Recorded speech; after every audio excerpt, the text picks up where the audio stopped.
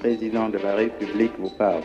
Sénégalaises, Sénégalais, aujourd'hui, 17 décembre, la situation est grave, dramatique. Sur ordre du président du Conseil, le palais de l'Assemblée nationale a été cerné par une compagnie de gendarmerie. Les représentants de la nation ont été expulsés de leur lieu habituel de réunion et plusieurs d'entre eux ont été arrêtés. Il s'agit véritablement d'une violation délibérée de la Constitution de la République.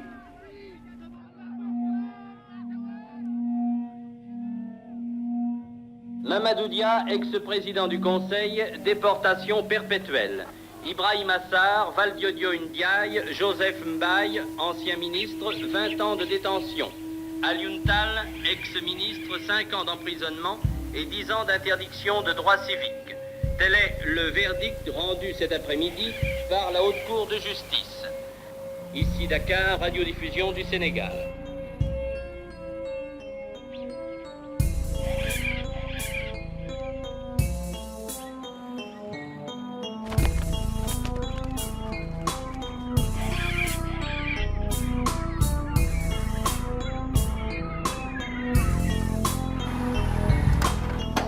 Tout cela me paraissait tellement bizarre, tellement extraordinaire, tellement inattendu. J'étais comme dans un rêve, je disais, enfin quoi, est-ce que c'est vraiment un procès? Est-ce que c'est Senghor qui me met en procès? Je n'arrivais pas à réaliser. Monsieur Dia, pour le moment, est en prison et le président Senghor, qui est le vainqueur de ce conflit, a pris la parole hier devant l'Assemblée sénégalaise.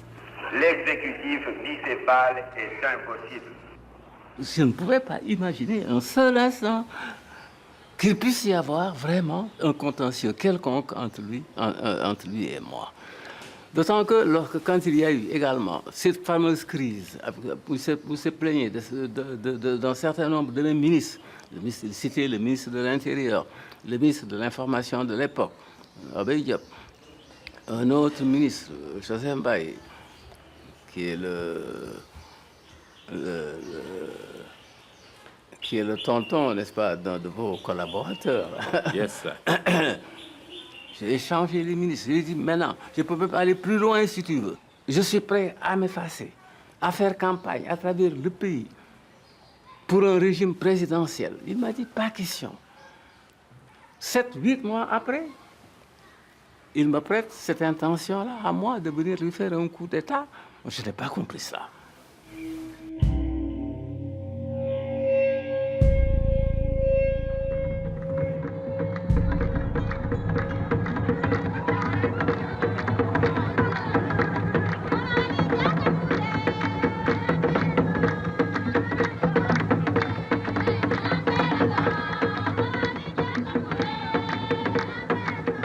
Il m'est arrivé, moi, d'enlever ma veste,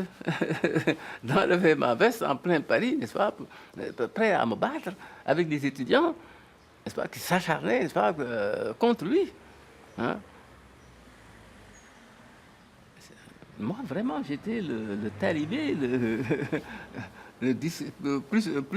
plus qu'un disciple, ce qu'on appelle aujourd'hui chez nous un baïfal, c'est-à-dire un disciple inconditionnel de Senghor. Tellement j'étais subjugué par le personnage. En 1933, il a fallu passer l'agrégation. À cette époque-là, vous avez demandé la nationalité française. Je n'y attachais pas d'importance. C'était pour moi une formalité et à ce moment-là, j'étais en pleine crise de négritude et je niais tout. Eh bien, je la crois raison française, la logique française, pour moi, c'était une formalité, comme on disait, pour pouvoir vendre du latin et du grec et gagner ma vie. J'ai été frappé ce jour-là, vraiment. Là, il s'est exclamé « Ah, Paris, ah, que j'aime Paris !» Vraiment, c'était un cri du cœur. C'est très profond chez lui. Je crois qu'il vous aime vraiment, il aime bien la France. Je crois qu'il est français avant d'être quoi que ce soit, avant d'être sénégalais, avant d'être africain. Il a beau chanter la négritude. Je crois que ça, c'est du romantisme, c'est verbal, mais sa conviction profonde Je crois que c'est la France, c'est vraiment l'amour de la France. Ça, je crois que c'est sincère. Je crois que vous lui devez une place au Panthéon, à votre Panthéon.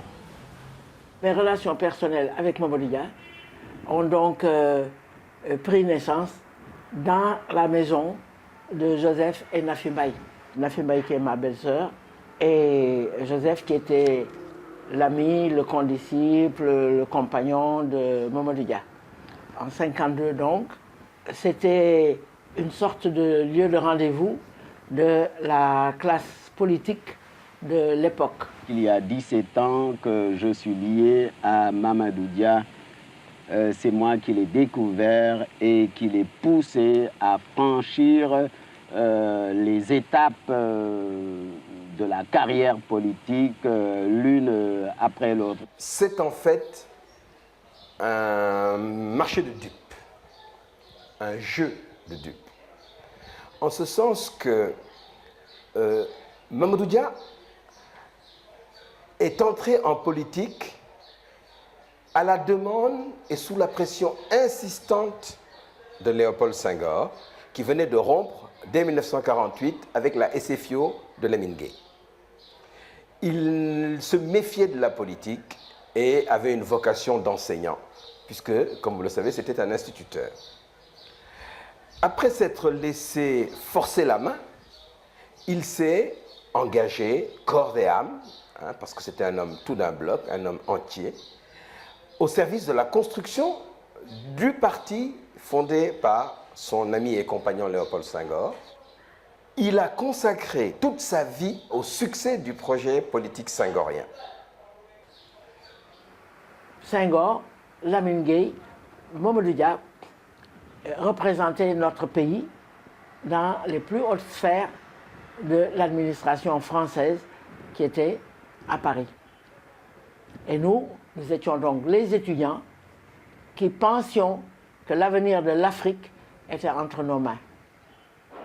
Le 26 août 1958, De Gaulle saisit cette occasion, 2 mois après son discours d'Alger, pour ouvrir aux pays qui furent nos colonies les voies de l'indépendance.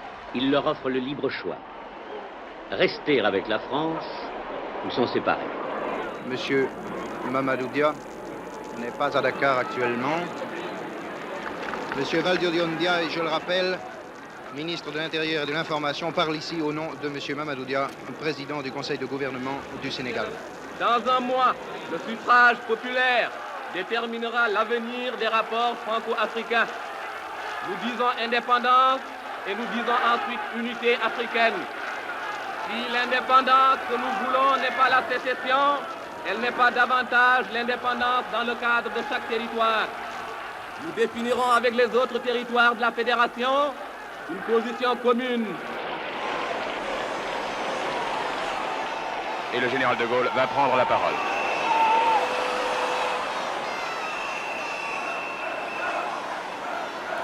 Je vois que Dakar est une ville vivante et vibrante.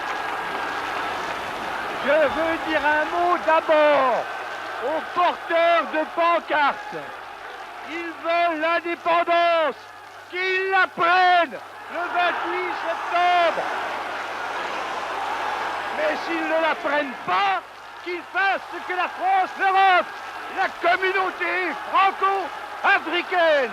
J'ai donc appris de Suisse, n'est-ce pas? Bon, j'ai passé mes quelques jours de vacances où je venais de rédiger mon rapport au Congrès, n'est-ce pas, pour proposer le nom, que j'ai donc appris ce qui venait de se passer à Dakar. En ce moment-là, il faut donc absolument que je prenne tout de suite contact avec Senghor. C'est en ce moment-là donc que je me suis rendu à Gonville-sur-Mer. Nous avions dit à l'époque que nous ne pouvions pas décider de nos rapports avec la puissance coloniale avant d'être indépendants nous-mêmes. Mamadou était d'accord avec nous sur cette question à Cotonou. Nous ne le savions pas. Paraît-il que Senghor voulait l'indépendance dans 25 ans. Mamadou l'a convaincu de l'avoir en 4 ans.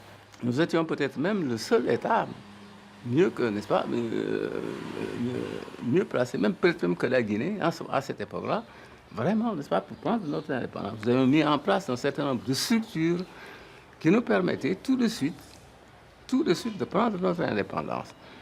Bon, alors donc c'est en ce moment-là qu'il m'a dit, il faut maintenant que je te dise la vérité. J'ai promis au gouvernement français de voter oui. Alors pour moi, ça a été vraiment la douche froide. Pour la première fois, je me suis senti trahi.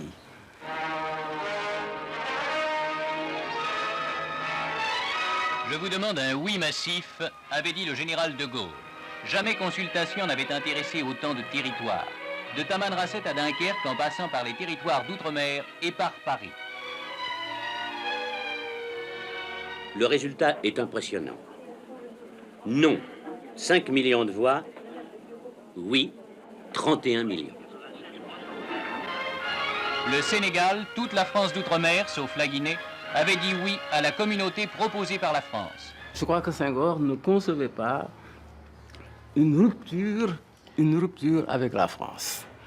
Pourquoi nous avons voté oui en 1958? Parce que nous pensions qu'il fallait aller à l'indépendance, grouper non seulement le Sénégal, mais avec tous nos voisins. S'il y a quelque chose de positif que Senghor ait fait pour l'Afrique, c'est bien cette lutte-là contre la balkanisation. Donc la fédération d'abord, avant l'indépendance. Et nous avons même réussi à obtenir le ralliement à cette thèse-là de nos frères du Mali, et les Modibo Keïta. 4 avril, signature des accords entre la France et la Fédération du Mali. Nous étions d'abord 4. La Haute-Volta nous avait abandonnés, le Niger également. Ils ont suivi ensuite, ils ont suivi au fouet. Alors donc nous sommes restés, le Sénégal et l'ex-Soudan. À Dakar, tandis que descendaient du mât les couleurs françaises, un nouvel État est né, la Fédération du Mali, réunion du Sénégal et du Soudan.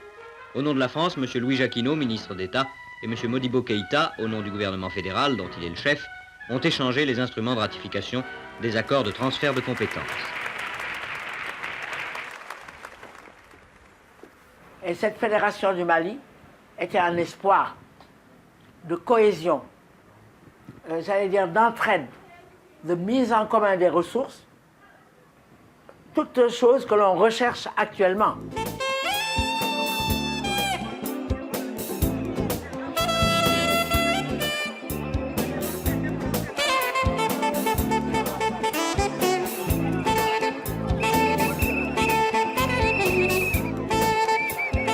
En somme, c'est le Soudan au Sénégal maintenant. Eh bien, si vous voulez, oui. Le mariage du Soudan, en tout cas, et du Sénégal. Mais il y a quelque chose d'essentiellement militariste dans votre façon d'endoctriner la jeunesse. Pourquoi? Nous avons donc militarisé nos jeunes pour pouvoir entraîner la population dans la perspective de leur mobilisation pour les investissements humains. Les différences entre les deux pays qui formaient le Mali nous avaient paru assez sensibles pour le faire remarquer au président du Conseil sénégalais lui-même, M. Mamadou Dia.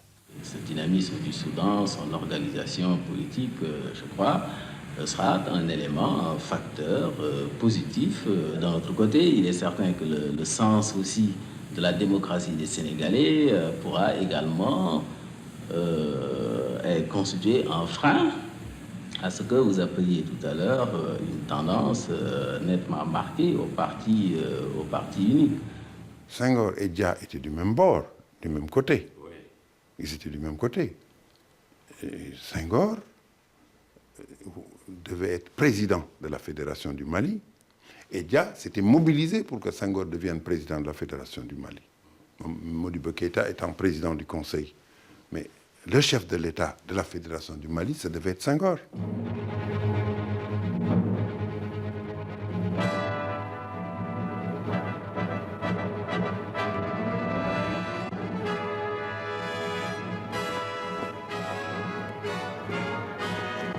Sur l'éclatement de la Fédération du Mali, là, je crois que les responsables sont nos frères du Mali. Ils ont eu des comportements absolument inadmissibles. Et ils ont travaillé même à disloquer l'unité sénégalaise en nous opposant à notre adversaire de l'époque, qui était Lamine Gueye, qui est d'ailleurs tombé dans le jeu des Maliens, qui le poussait, n'est-ce pas, à se présenter comme président de la Fédération à la place de Senghor.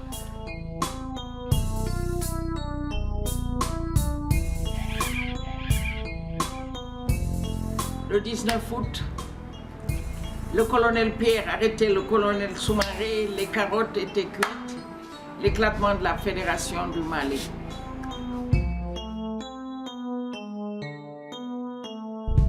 C'est donc Mamadou Dia le responsable? Mais c'est sous le magistère de Mamadou Dia.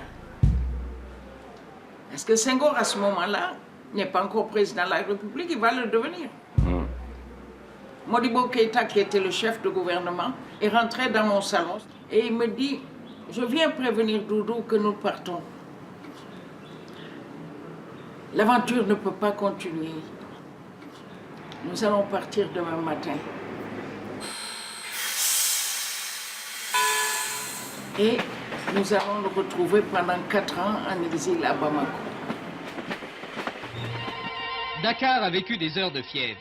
Le Sénégal s'est retiré de la Fédération du Mali. Les Soudanais rêvaient, selon leur tempérament, d'un État unitaire où ils nous auraient dominés grâce à leur nombre et à leur discipline. Nous voulions, nous, d'un État fédéral très souple. Vous connaissez l'événement. Le Sénégal a été amené à prendre son indépendance,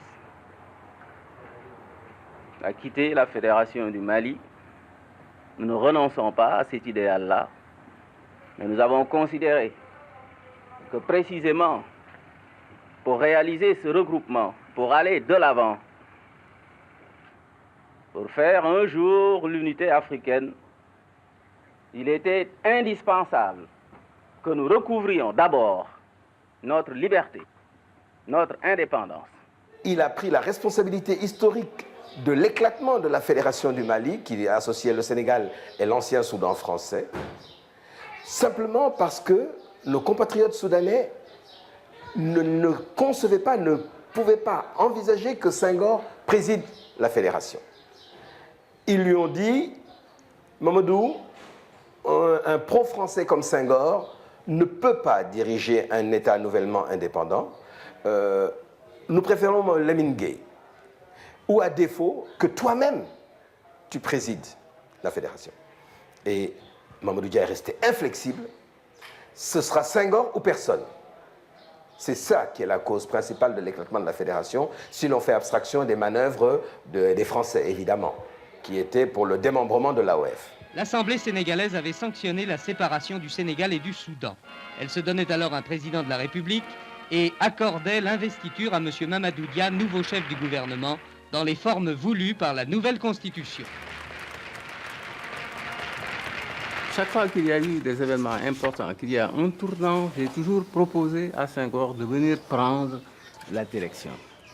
Je l'avais fait déjà au lendemain de la locale.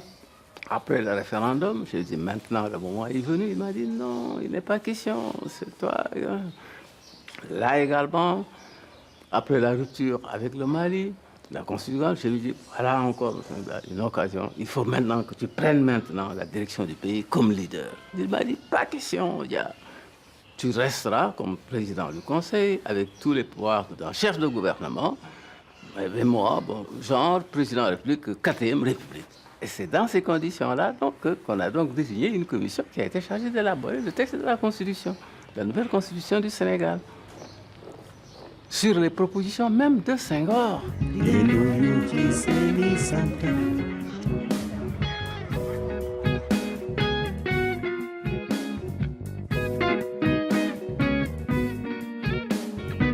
C'est un redoutable honneur pour moi d'avoir été placé hier par la confiance unanime des représentants de la nation à la tête de l'État sénégalais. Cher Dieu Sénégal, si je t'ai tant chanté, et de préférence ce pays bas où dorment mes ancêtres sous les palmes et l'Alizé, si je t'ai tant chanté, c'est que tu es ma patrie, la chair de ma chair, la chair de nos morts. Sur la culture africaine, sur les dimensions multiples de la culture, dans le domaine du développement, c'est Senghor. Mais la pratique du développement, c'est Mamadou Dia. Nous étions le seul pays parmi les anciennes colonies, en Afrique, au sud du Sahara en tout cas, à avoir ce régime parlementaire. Les autres avaient un régime présidentiel. Je pense que ça a pu jouer un rôle.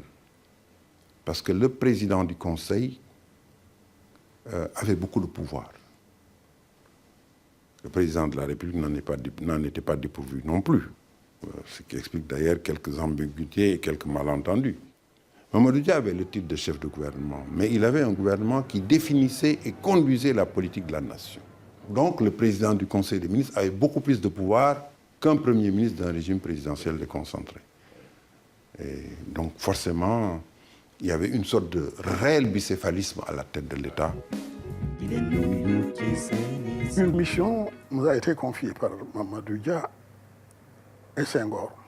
Ceux qui étaient des sujets français jusque-là, ils devaient devenir des citoyens sénégalais. Et pour ça, nous avons mis en place le système de l'animation rurale.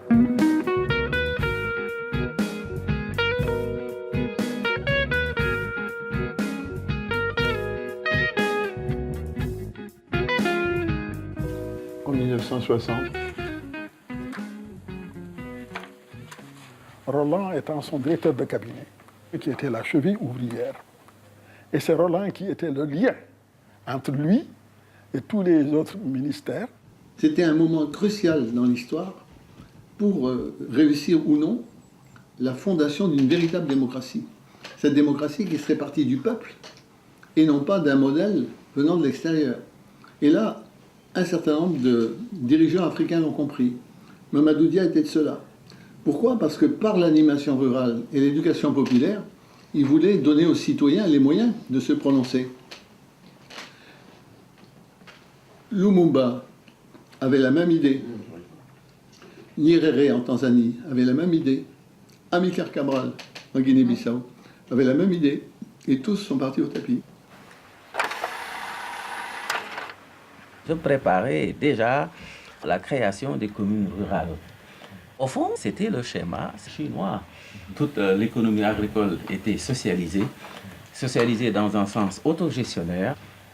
Et je venais aussi de prendre un certain nombre de mesures qui déjà portaient atteinte, pas seulement au secteur capitaliste, mais même aux féodalités économiques locales que constituaient certaines confréries religieuses.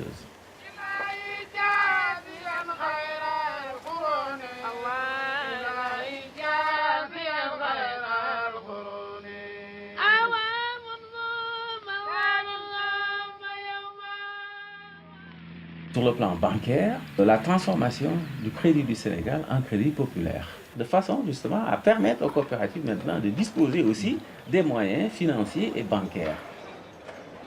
Sous l'égide d'une société d'État, la SICAP, une banlieue populaire mais moderne, s'est créée. Les Africains y sont relogés dans des pavillons agréables, à des conditions financières défiant sans doute toute concurrence. Mamadou Dia avait vraiment pris la responsabilité de définir le projet de développement du Sénégal. Il disait le socialisme participatif, pour moi, c'est un contrat entre l'État et la nation.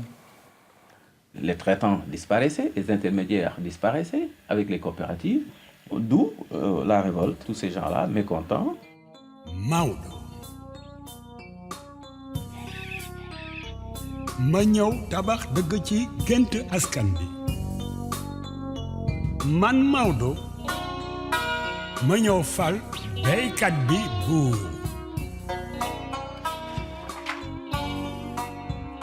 ma ñëw man Maodo. Mamadou Dia, son intégrité n'est plus à démontrer, je pense.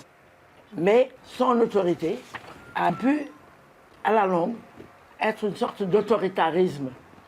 Quand, par exemple, on nous annonçait la visite de Mamadou Dia à Diourbel, toute l'administration était sens dessus-dessous. Parce qu'on savait que celui qu'on appelait le président Dia visitait de fond en comble tous les services administratifs, à commencer par la gouvernance. Moi, mon époux, à l'époque, étant gouverneur adjoint chargé du développement, était le responsable de la délégation qui parcourait les différents coins de la région. Mamadou Dia, le chapeau de cow-boy sur la tête, rentrait dans le champ, visitait les pieds d'arachide, les épis de mil, il ne laissait rien au hasard. Il y a eu un engouement formidable Il y a eu un mouvement de libération paysanne, quelque chose d'extraordinaire dans ce pays. J'avais réussi, n'est-ce pas, vraiment à mettre au pas toute la classe maraboutique, les syndicats, les fonctionnaires, à l'époque, qui étaient tout puissants dans ce pays. Nous avions une association forte de près de 400 femmes et Mamadou Dia, il nous a demandé de prendre la carte du parti, ce que nous avons refusé, et il a demandé de mettre fin aux activités de notre regroupement. Pour moi, c'était un acte de dictature. Je dis, il faut que ce soit la classe politique qui donne l'exemple du sérieux, de l'austérité. Il y en avait qui devaient des dizaines de millions. J'ai fait le compte de tout cela et j'ai exigé que cet argent soit remboursé. Et je comptais engager des poursuites. Bon, plus la chambre de commerce. Quant à la chambre de commerce qui trône place de l'indépendance, elle est toujours à majorité française, avec un président français, M. Galinka, qui siège maintenant sous le portrait du président Senghor. Lorsque nous sommes dans une chambre de commerce, nous travaillons pour le Sénégal et non pas pour notre pays d'origine. Maintenant, j'ajouterai aussi que ces intérêts sont souvent imbriqués et nous n'avons pas du tout l'impression de trahir la France en servant le Sénégal, tout au contraire. Vous savez que la Chambre de commerce a sablé le champagne, n'est-ce pas, au lendemain de la chute de mon gouvernement, au lendemain de mon arrestation. Le patronat français a organisé une fête ici à Dakar, ils ont sablé le champagne. Une autre orientation de la politique sur le plan international. Il faut quand même pas se contenter de relations avec la France, il faut diversifier les relations. A nyugat-afrikai Dakarból indult európai körútra a Szenegál köztársaság kormányküldöttsége. C'est dans ce moment-là que j'ai donc entrepris cette tournée sur l'invitation des différents pays de l'Est qui suivaient pas à pas la politique que je menais au Sénégal et qui leur était sympathique. Je crois que ce succès, cette orientation vers l'Est aussi, c'est une des choses qui sont aussi à la base de la crise de 1962. Car c'est à la suite de ces voyages-là que j'ai établi les relations diplomatiques avec l'Union soviétique. Tu t'en souviens. Ça avait d'ailleurs fait scandale en ce moment-là, pas seulement sur le plan du Sénégal, mais même sur le plan africain.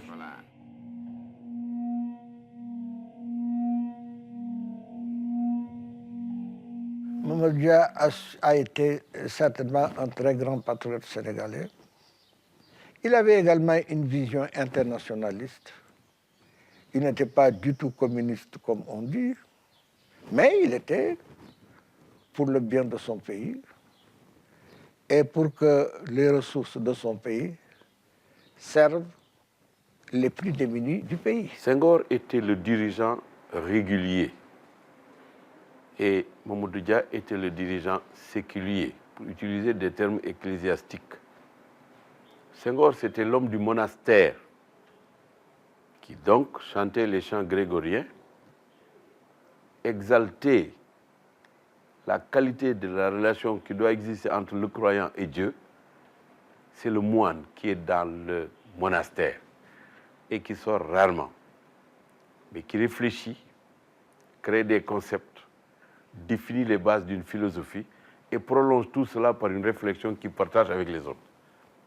Dia était, lui, le séculier, c'est-à-dire le prêtre qui va de paroisse en paroisse avec une bouteille de lait, un peu de fromage, quelques médicaments, qui va visiter les malades et qui va rendre visite aux personnes nécessiteuses, à celles qui sont prises par l'angoisse.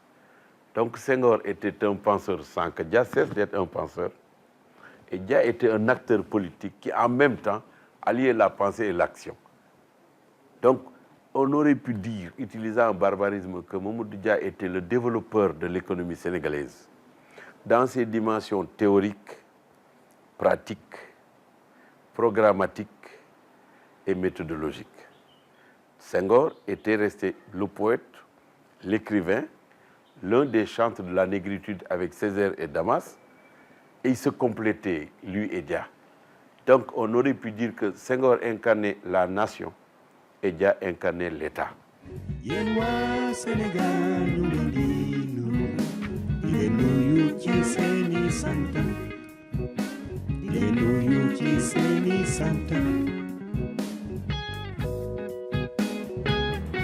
compte avoir des conversations privées avec le général de Gaulle. Il faudra que je retourne rapidement à Dakar pour préparer mon prochain voyage à l'ONU. Pour le moment, le Sénégal se porte bien.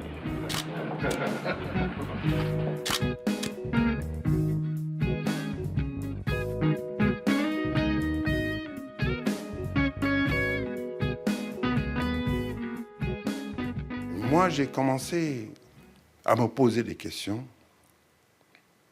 en août 1962, alors que j'étais gouverneur de la région du Sine-Saloum. Le président Senghor était allé en vacances et le président du Conseil, Mamadou Dia, a fait une tournée à travers le pays en commençant par le Sine-Saloum. Mais ce que je constatais, c'était que toute référence à Senghor était absente de son discours, axé sur les problèmes de développement, mais en même temps sur une sorte de morale sociale qui demandait au peuple d'être encore plus concerné par la chose publique. Mais j'entends jamais une référence au président de la République, à Senghor. Je lui ai posé franchement la question, qu'est-ce qui se passait entre Senghor et lui? Et il m'a répondu, il y a des gens qui veulent briser cette amitié de 17 ans, mais ils n'y arriveront pas. Rassure-toi.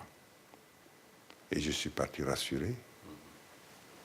Ça n'a pas empêché les événements du 17 décembre de se produire. Le 9 novembre, avant les événements de 62, j'ai passé 2 heures en tête à tête avec Mamadou Dia, où il m'a expliqué vraiment, cœur à cœur, tout ce qu'il pensait. Et il me disait cela. Si Senghor tient les promesses qui se sont nouées entre nous, on passera le cap. Sinon, ce sera une épreuve terrifiante.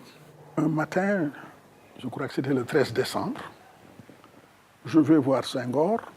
Il me dit, voilà, il y a des députés qui sont en train de réunir des signatures sous le manteau pour déposer une motion de censure contre Mamadou Dia. Je ne suis pas d'accord avec ces députés du tout.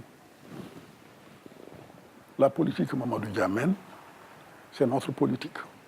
En tout cas, la règle, c'était que le parti devait se réunir, prendre des décisions avant que les instances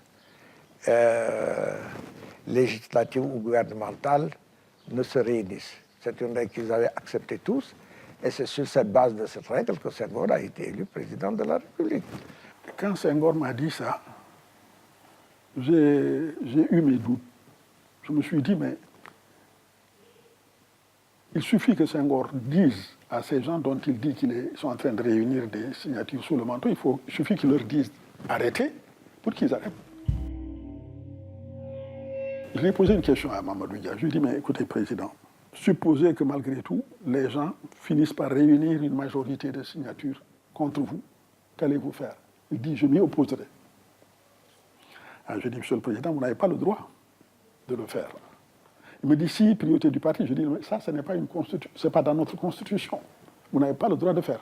Il me dit, si, un tel et un tel m'ont dit que j'avais le droit de le faire, etc. Babacar Ba et moi, ce soir-là, nous avons essayé de le convaincre de ne pas du tout s'opposer à ça par la violence. Mais ça, c'est un des défauts de Mamadou Dia. Le complot s'est mis en place avec le dépôt de la motion de censure. Il s'agissait absolument pas de pousser Mamadou Dia à un acte d'illégalité constitutionnelle. Et à ce moment-là, effectivement, il est en porte-à-faux et en conflit. Et donc, il devient vulnérable à la répression. Il a choisi d'obéir à sa conscience. Et aussitôt, toutes les forces contraires sont allées voir Senghor et a dit il a violé la Constitution, il a fait un coup d'État. La crise politique qui couvait depuis longtemps a finalement éclaté ce matin, alors que les députés s'apprêtaient à se prononcer sur une motion de censure contre le gouvernement de M. Mamadou Dia. À la fois président du Conseil et ministre de l'Intérieur. Nous étions à l'Assemblée nationale à cette heure-là, lorsque des éléments de gendarmerie sont venus. Certains députés avaient été expulsés et quelques-uns même arrêtés. Et j'ai mis le président de la République au courant de la situation. Et c'est pourquoi vous avez été siégé à votre domicile? Alors nous avons siégé à mon domicile. C'est là que nous avons voté la motion de censure par 47 voix. C'est une réunion absolument illégale que Senghor a entériné comme président de la République, gardien de la Constitution. C'est en violation de la Constitution qu'il a entériné cette réunion-là. Le palais de la présidence de la République était cerné par des troupes fidèles à Mamadou Dia. Les lignes téléphoniques reliant le palais à l'extérieur étaient coupées, mais les fidèles à Senghor ne restaient pas inactifs.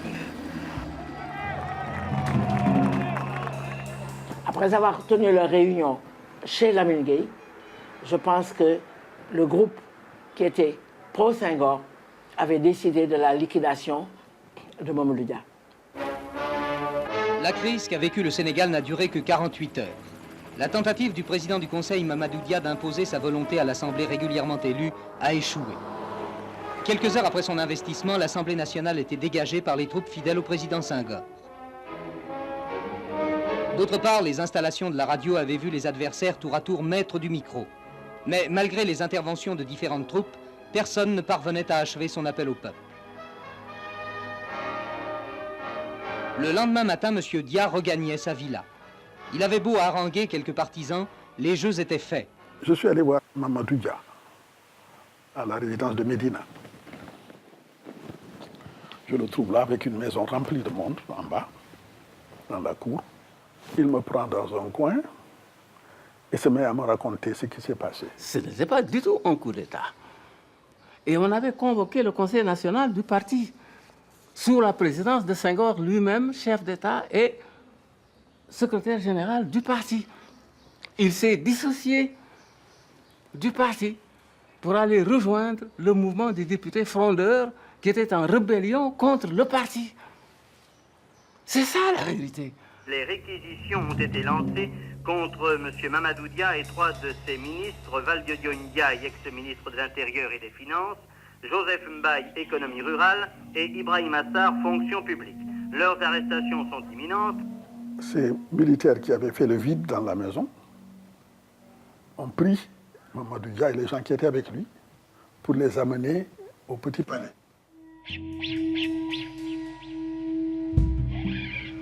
Je prends ma voiture pour aller voir Senghor.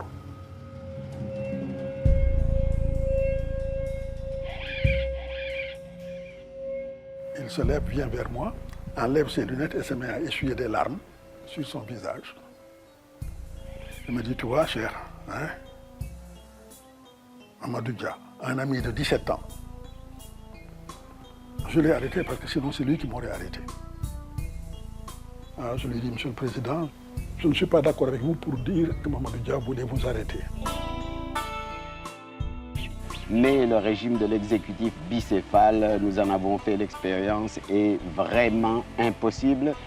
Destituez-le comme président du Conseil, mais ne le jugez pas, ne le condamnez pas pour un coup d'État qu'il n'a pas commis. La situation est grave, dramatique. Il s'agit véritablement d'une violation délibérée de la Constitution de la République. J'ai réquisitionné les forces militaires car la dernière parole doit rester à la Constitution et à la loi.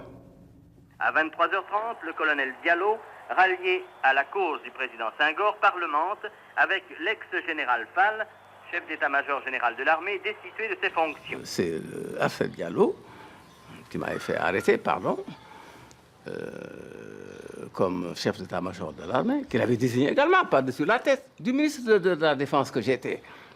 Quand Senghor l'a appelé pour lui dire qu'il le nommait commandant en chef de l'armée sénégalaise, il est allé dire à général Fall. Mon général, je dois vous dire que nous avons reçu ordre de l'ambassade de France d'avoir à exécuter, à obéir aux ordres du président Senghor. Donc la cause était entendue. Il a d'ailleurs été poussé, je dois le dire, par les assistants militaires français qui m'en voulaient aussi. Je venais de prendre des dispositions, d'accord avec le gouvernement français, pour mettre fin au service des assistants techniques militaires français au Sénégal. Jean-Alfred Diallo a été considéré comme traître par Mamadou Dia et Joseph Mbaye. Parce qu'eux, ils étaient au courant, puisque c'était eux les instigateurs de sa présence au Sénégal, de son retour au bercail. C'est à moi qu'il doit d'être au Sénégal. Ce n'est pas à Senghor. Il est alors capitaine de l'armée française. Quand j'ai reçu une lettre de Annette Bailly, qui est la mère de sa mère ou sa tante. Sa mère. Hein? Sa mère. Pour me recommander justement son cousin Alfred Diallo. Je suis donc intervenu pour demander l'affectation d'Alfred Diallo au Sénégal, ce qui a été fait. J'ai sauvé Senghor. Oui. Moi, si j'ai dit non, Monsieur le Président, je ne peux pas accepter cette responsabilité. Il suffisait d'un petit rien. Oh là là, on l'a tué. J'ai pu les réconcilier. Jean-Alfred Diallo et Joseph Mbaye se sont retrouvés autour d'un soupe kanja très sympathique, très familial. Alfred Diallo, Sud Quotidien, il a déclaré ensuite que Mamadou Dia n'a jamais voulu faire de coup d'État et qu'il n'a pas fait de coup d'État. Et qu'au fond, tout ça, c'était une histoire montée par Senghor. En 48 heures, le Sénégal a achevé sa révolution. Tentative de coup d'État, épuration et réforme tendant au régime présidentiel.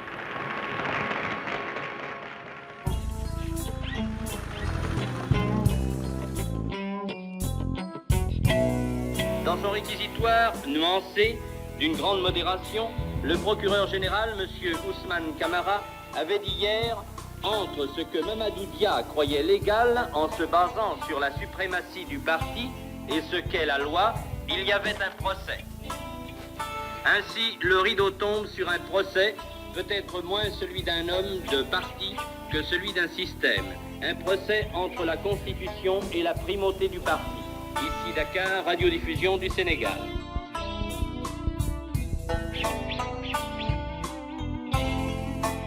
Alors le verdict, je le rappelle brièvement, Mamadou Dia, condamnation à perpétuité, 3 accusés à 20 ans et 1 accusé à 5 ans.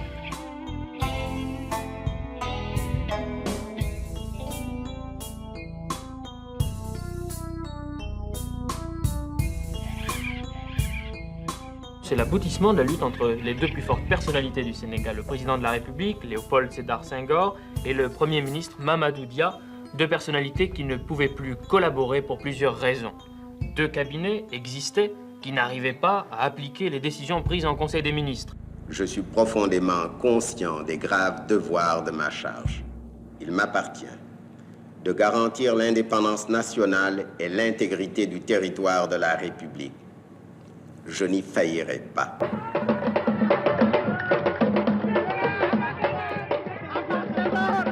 Un seul candidat, Léopold Sédar Senghor, homme politique et poète, chef de l'État depuis 1958. Une liste officielle, celle de son parti.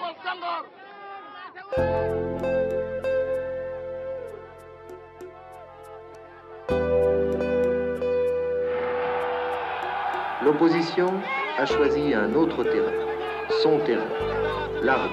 Une manifestation groupant plus de 10 000 personnes se forme dans la Médina. Des cris fusent de toutes parts, à bas Senghor, tous au palais.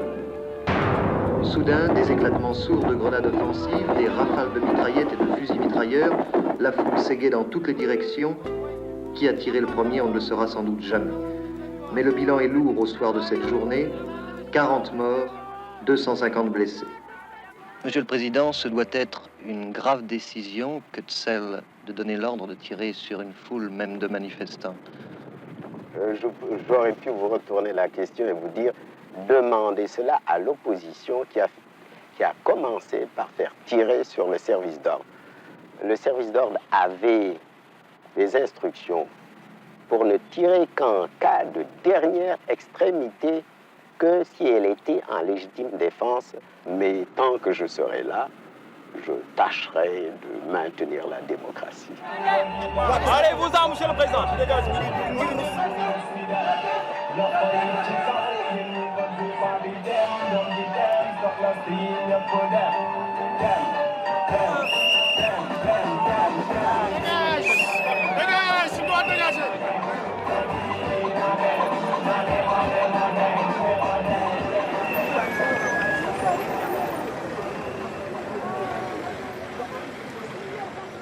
quelques jours après, le procès se termine. Mamadou Dia est condamné de façon aussi sévère. J'ai écrit une lettre de démission. On nous a même demandé à tous les gouverneurs de signer un acte d'allégeance personnelle à Senghor, ce que j'ai refusé. Et au Conseil des ministres où on m'a relevé, il paraît qu'il y a certains ministres qui ont dit oui, mais il faut l'enlever parce que c'est un diaïste. Et vous savez qu'après décembre 62, être diaïste était un délit, sinon un crime, sous le règne senghorien.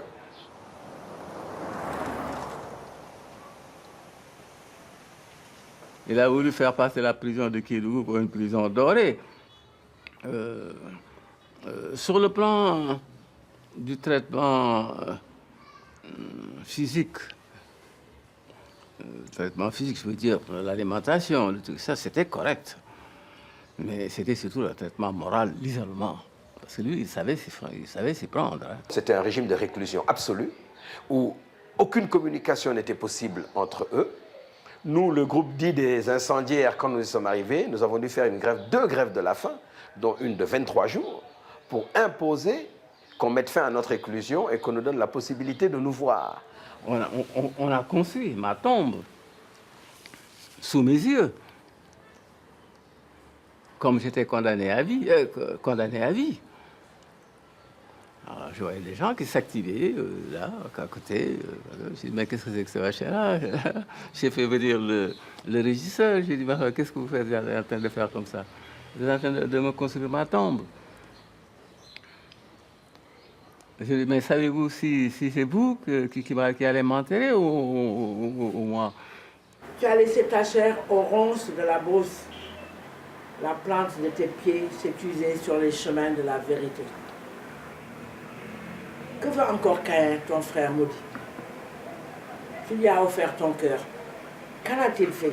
Il faut savoir que Senghor a mis beaucoup de temps à être convaincu de libérer Mamadou Dia. Il faut le savoir. Il a fallu l'intervention de beaucoup de personnes avec insistance. Il disait, oui, mais il faut qu'il reconnaisse qu'il a fait un coup d'État. Il faut qu'il se repente de ce qu'il a fait. Senghor accepte de le libérer s'il prend l'engagement de renoncer à la politique. Dia, qui était déjà plus qu'aux 3/4 aveugle, me dicte une réponse extraordinaire et dont l'essentiel était, pour moi, la politique n'est pas un droit, c'est un devoir. Et donc, on peut renoncer à un droit, on ne peut pas renoncer à un devoir. Il me dit, finalement, je préfère être libre dans ma prison que prisonnier dehors.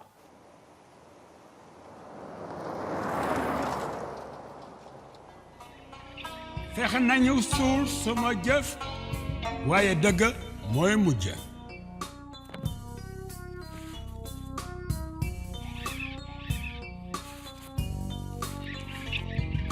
Maodo man jaar naa Kédougou bind fa ay téere ngir ëllëg.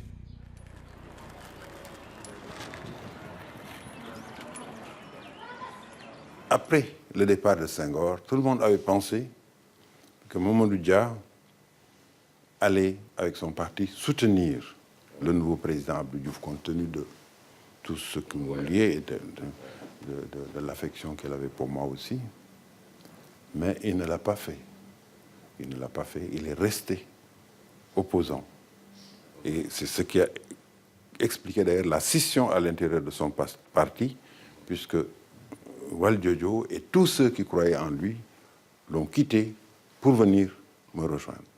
Il s'est présenté même contre moi en 1983. Il n'a pas accepté que des gens comme moi, ou comme mon oncle Aboubakri, ou même Valdiodio Ndiaye, n'aient pas accepté de le suivre dans son intention de créer un parti politique. N'est-ce pas? Voilà donc là une des facettes du caractère de Mamadou Dia. Il pardonne tout à Senghor, mais il ne veut pas du tout que les autres se réconcilient avec Senghor ou aient leur liberté d'action.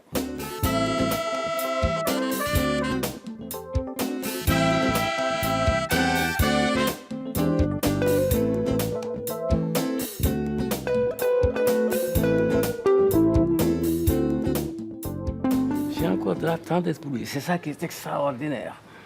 J'ai encore de la tendresse pour lui. Je n'arrive pas à en faire un ennemi. Mamadou Dia avait fait le serment d'être toujours avec Senghor parce que, disait-il, j'ai partagé la cola avec Sédar. Il est sérère, je suis tout couleur. Et la trahison ne viendra jamais de mon côté.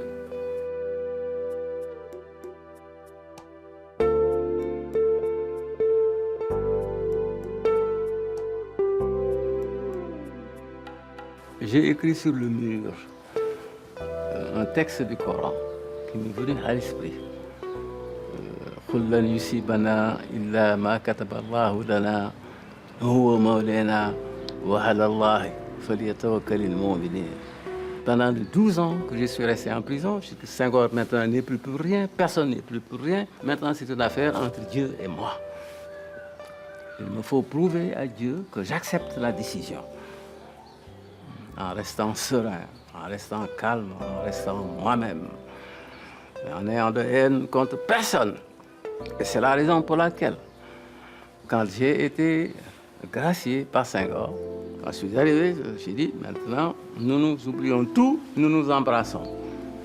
Ça a été mon geste. Je n'ai pas de rancune sur le plan personnel, je ne peux pas avoir de rancune contre lui. Mais par contre, quand je vois ce qui s'est passé, ce que le Sénégal est devenu, après, à la suite, n'est-ce pas, de ces événements-là de 62, rien que pour des questions de pouvoir répartir pour lui, il s'agit tout simplement de prendre le pouvoir personnel, régner, n'est-ce pas, de façon personnelle, ce machin, sur le Sénégal, pour en arriver là, et toutes les conséquences, n'est-ce pas, que cela a eu, sur le plan de l'évolution de notre pays, alors que nous étions si bien partis, nous étions un exemple qui aurait pu faire tache d'huile à travers toute l'Afrique. Et peut-être que cet exemple-là aurait évité à l'Afrique tout ce qui est arrivé aujourd'hui, nos nouvelles dépendances. Tout cela, je dis, ça aurait pu être évité s'il n'y avait pas eu cet acte de folie de sa part, d'égoïsme de sa part, de décembre 1962. Alors je dis que ça, évidemment, c'est quelque chose que je ne peux pas oublier, que je ne peux pas pardonner.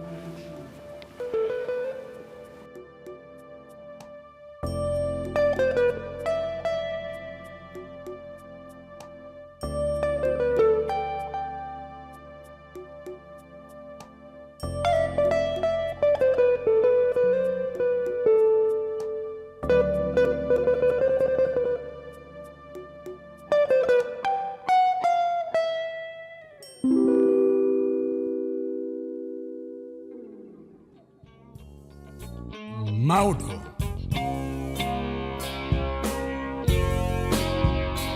Mamadou Dia. Yow yaay Maodo. Dia. Dia. Gërëm nañ la. Ma ñëw man Maodo xamal réew nit ñi ñuul ñi bokk nekk benn. Man Maodo du ma sëgg mukk ci kanamu nasaraan bi. Fexe nañu suul sama jëf waaye dëgg mooy mujj.